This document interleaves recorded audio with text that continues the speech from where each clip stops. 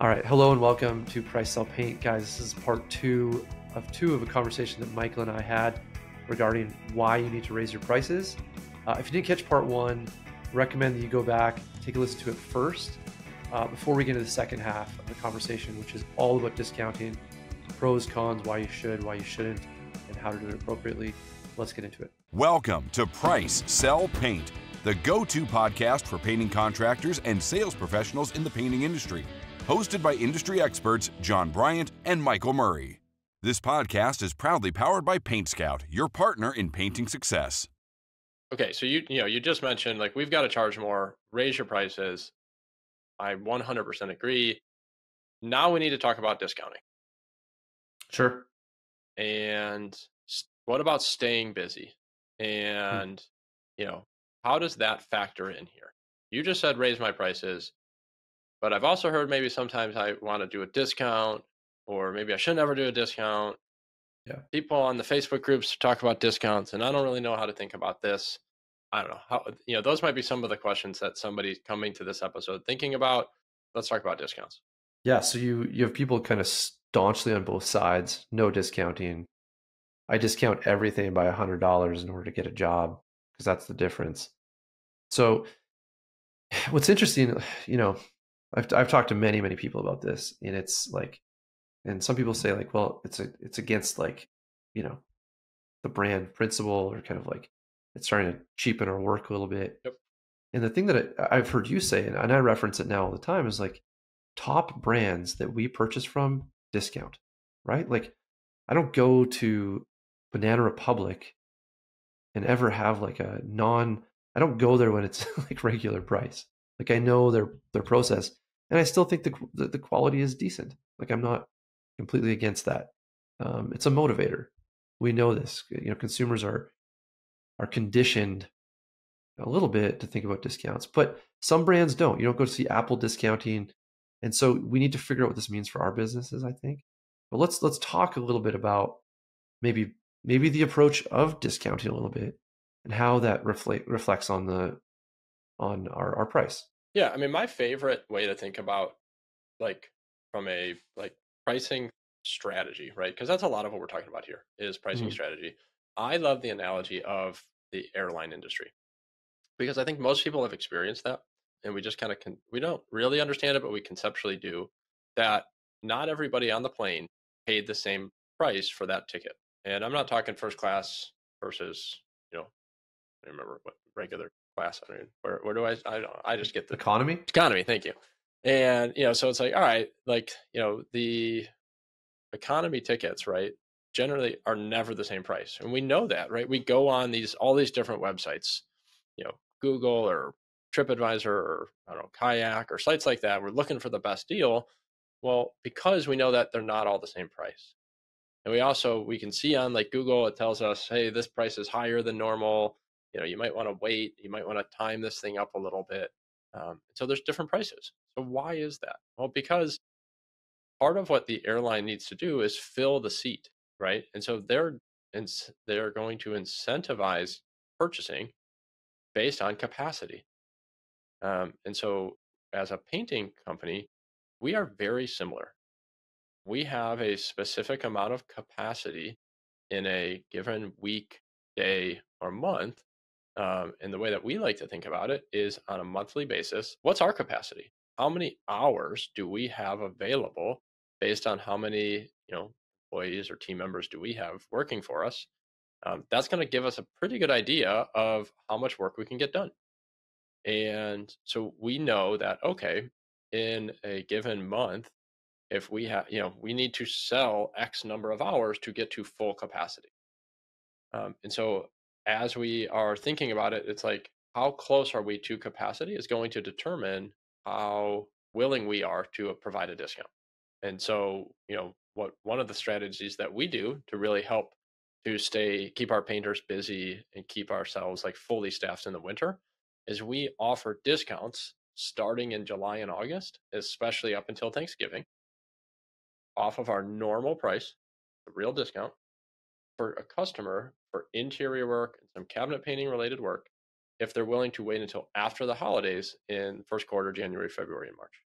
We know that in those months of July, August, September, October, even into November, there's a lot of demand, right? We still have a lot of leads, a lot of customers talking to us about projects, significantly more demand than we were going to get, especially in December and January. And so we want to capture as much of that demand as possible, but we can't get all those painting projects done in, the next 2 months or whatever. And so some customers are not very schedule sensitive. They just need their project painted, but not before they move in or before their party or whatever it is. And so they're willing to wait until after the holidays if we give them incentives to do so. So that might be a 5, 10, even 15% discount. And we're willing to do that because we know that we're going to book some projects for January with people who need it done in January, who want it done in January. They're, maybe they contact us in December. There will be some demand in December for leads and for estimates. And so that work, if the customer wants it done in the next month of January, they're going to generally pay the normal price because we've already kind of filled the seats at a discount that we could afford to. And at this point now we need to make sure that we're filling some of those seats at a regular price so that when it averages all together, we're selling that capacity, that bucket, if you will, of January, maybe not all at top dollar, but not all at bottom dollar, at a good, like, kind of average of that price that affords us to still pay for our overhead and, at least break even, hopefully make a little bit of profit even in those slow months. Yeah, I That's love a it. big part of our pricing strategy. One of the things you said, which is interesting, and I think worth looking at, like just talking a little bit about, is this idea of it's a real discount. And I think I've heard people say before, oh, I just raise my price and then I give a discount. Like, well, is that a good thing? I don't know. I don't believe it is, but I think that takes away credibility from our industry. But you're saying you offer a real discount. How do you do that? How are you taking 15% off what might be only a 10% profit margin? Yeah, how or why? I mean, so reality again is like we have overhead, right? We have overhead and we have well-trained employees. And in the form of overhead, like most of my overhead, I don't want to get rid of in the slow season. Sometimes I can, right? There might be some expenses that I can cut. Maybe some, I don't know, like magazine subscriptions or I don't know, whatever it is, like things that just aren't all that significant. But like for example, like I don't want to lay off my sales rep or my office admin in the slower time of year because oftentimes that person's just going to go find a job somewhere else. Right. So I need to be able to afford that overhead. So I know what is my break even number? How much does my overhead cost for the month? That's going to give me, that plus the cost of goods sold is going to give me my break even. And so it's like, okay, if I know that, what do I need to do to cover that number? And that's my revenue, right? I need to produce that much in revenue to get to my break even. And it's not that everything I produce after that is just straight profit because I still have the cost of goods sold that is going to go into all that additional work, but at least I've covered my overhead. And so I'm able to basically discount knowing that like, hey, we need to do at least this much work to cover that overhead. So that's one side of the equation. The other side of the equation is again, I want to keep my team as busy as possible on jobs that we're not necessarily maybe losing money on, but maybe on jobs that we're not necessarily going to be making money on. Again, that break even concept, so that I don't have to go and rehire somebody to take the spot of a good person who left because we weren't able to keep them busy. For sure. And I think that's something we can all probably relate to in our industry. So what you said there is interesting. I think worth just making a point of is that in some cases, we busy strategically can matter, right? Like, so we use this word up front of like, it's not about staying busy. It's really about staying profitable. However, strategic decisions can be made to stay busy. The issue is when that happens all the time in your business. And so we have a rate. We have our summer rate. That's the rate we always want to be paid because that's what we feel like we are always worth. But in the winter, hate to say it, sometimes we got to keep our team little bit busier, but we understand, like to your point, we understand the decisions we're making. It's not like a wild, um, just change everything just to get the work and now lose a ton of money. We know strategically what we're doing because all of what's crazy, and I don't know if it's the same in your market, Michael, but like all of our money gets made in the summer. Hmm. And we need to be able to have as much, push that rock up as much high enough on the hill that we can run down in the summer. Yep. And that takes hiring staff, having competent people, having systems, because this like turning on a company of 100 people just randomly is going to be a disaster, right? Like, so, or whatever size you are at, turning that back on is going to be much harder than running it through the winter. At least that's, I know, our philosophy For sure. here.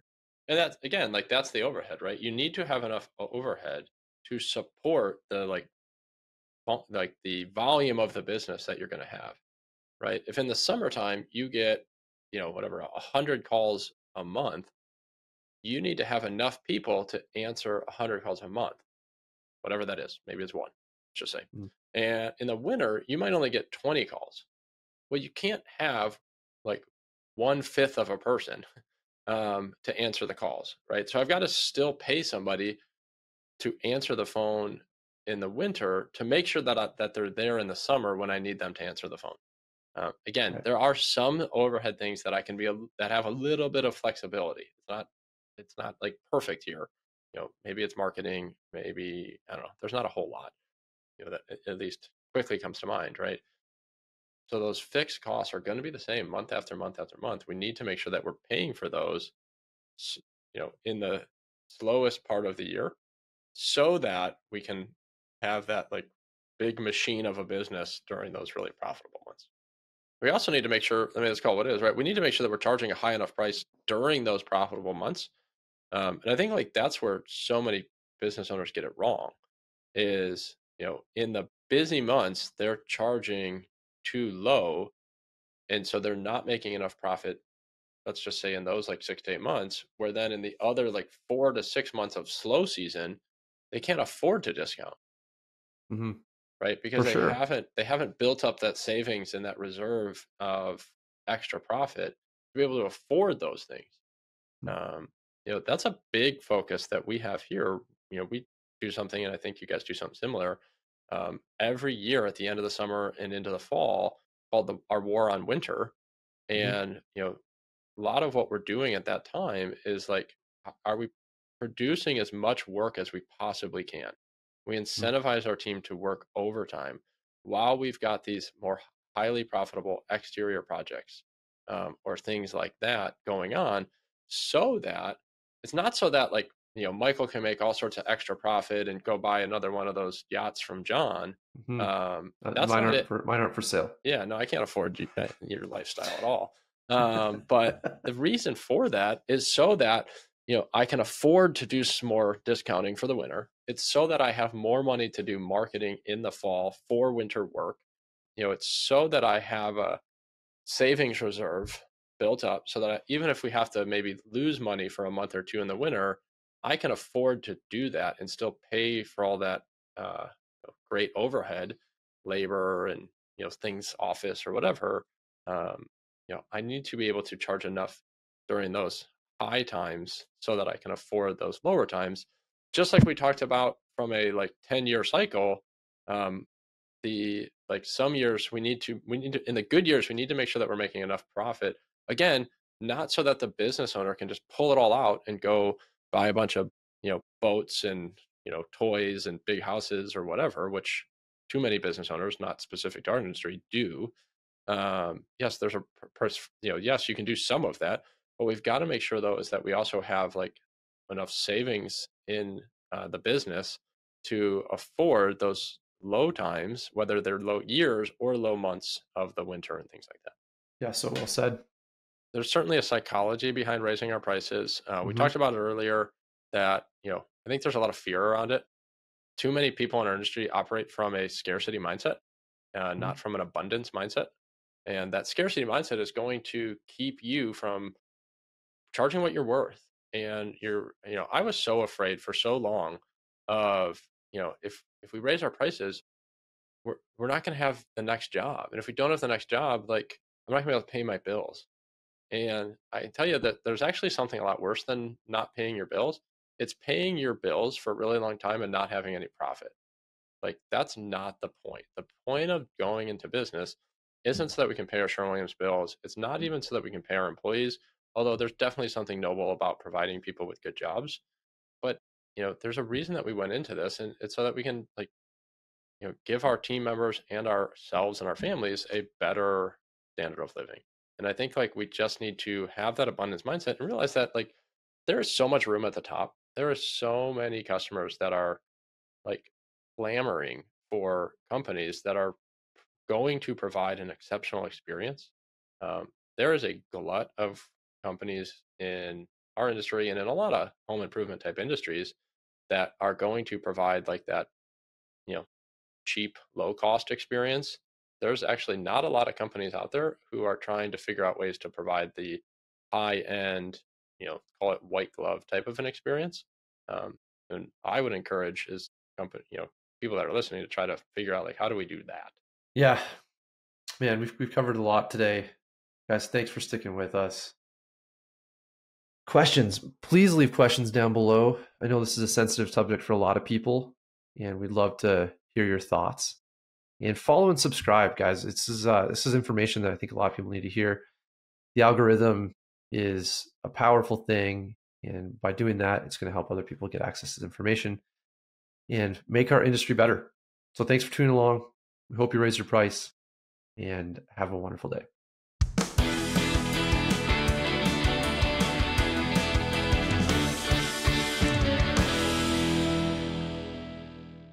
This podcast is proudly powered by PaintScout, your partner in painting success.